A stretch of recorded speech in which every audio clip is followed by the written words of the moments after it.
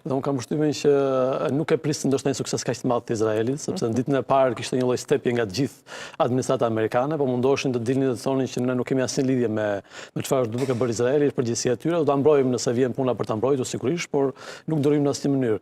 Tashmë që duket se suksesi është shumë afër, suksesi plot është shumë afër, po mundohet marrë dhe Donald Trump meritat një suksesi të tillë që unë mendoj që nga pamja operacionale, atë që ka bërë Izraeli në 5 ditë, ka qenë një operacion absolutisht i jashtëzakonshëm.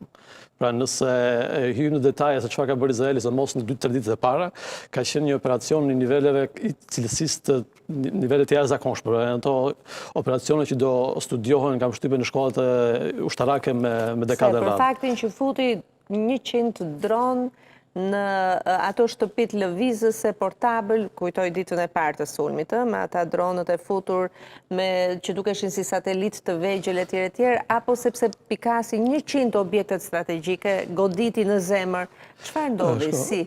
Mua më kujton filmin Mini, në fakt, në qoftë se e ke parë. Po, e kam parë filmin Mini. Edhe është histori e vërtet. Është një Por histori e e vërtet. përditësuar, duket një histori e përditësuar, e zhvendosur nga vitet 70, vitet 2025. Mentaliteti është një lloj. 50 vjet Është në mes. një mentalitet që ka vepruar si tek filmi Mini, si tek filmi tek rasti i Iranit. Ajo që bëri Izraeli për shembull, mos në 5-6 orët e parë të goditjes së Iranit, ishte që eliminoi gjithë krerët e ushtrisë me goditje shumë precize, gjë që paralizon ushtrinë, pra ushtria nuk ka mundësi të kundërveprojë.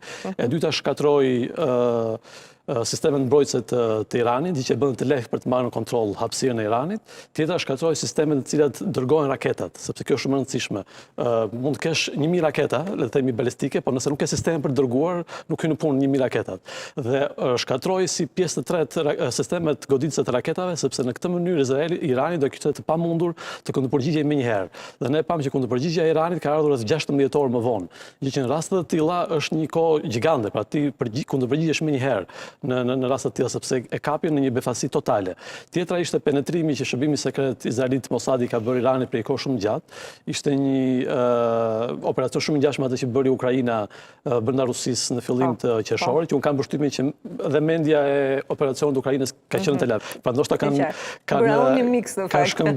shkëmbyer informacion me ato ishin të nisura nga Ukraina te Rusia me njëri tjetrin, sepse stili ishte i njëjtë, pra ishin kamion që ishin futur dhe kishin goditur.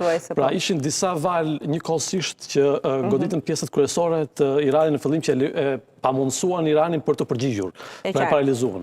Një luftë inteligjente më e fortë ndoshta se sa lufta ushtarake. Pra ka qenë një strategji e inteligjencës e mirë menduar që sjell këtë produkt që ne kemi. Pra në 5 ditë them 224 të vrarë në Iran, 24 në Izrael, 370 raketa dhe dron të lëshuar mes dy vendeve, ndërkohë që luftimet vazhdojnë, ne kemi parë pamje të tmerrshme, u godit radio-televizioni shtetëror i Iranit, ndërsa spikerja fliste, një pamje që ka tronditur botën ditën e djeshme, vazhdon të qarkullojë në media dhe sot. Pra duket se është një përballje 5 ditët që ka ndryshuar botën, në fakt dhe presim se si do të mbarojë. Megjithatë, thelbi është uraniumi, pasurimi i uraniumit. Pra, Agjencia Atomike priste një nënshkrim ditën e diel nga Irani për të zbrapsur nga pasurimi i uraniumit, ndërkohë që ne jemi përpara një realiteti të tillë.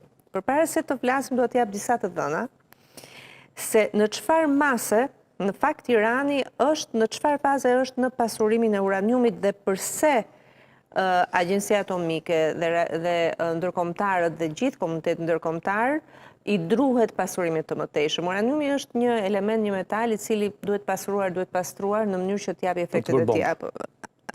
Kështu.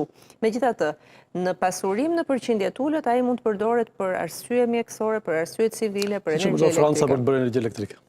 Por sipas raporteve të fundit të Agjencisë Ndërkombëtare për Energjinë Bërthamore, Irani zotron mbi 5500 kg uranium të pasuruar, një sasi kjo 18 herë më e madhe se kufiri lejuar nga marrëveshja e vitit 2015.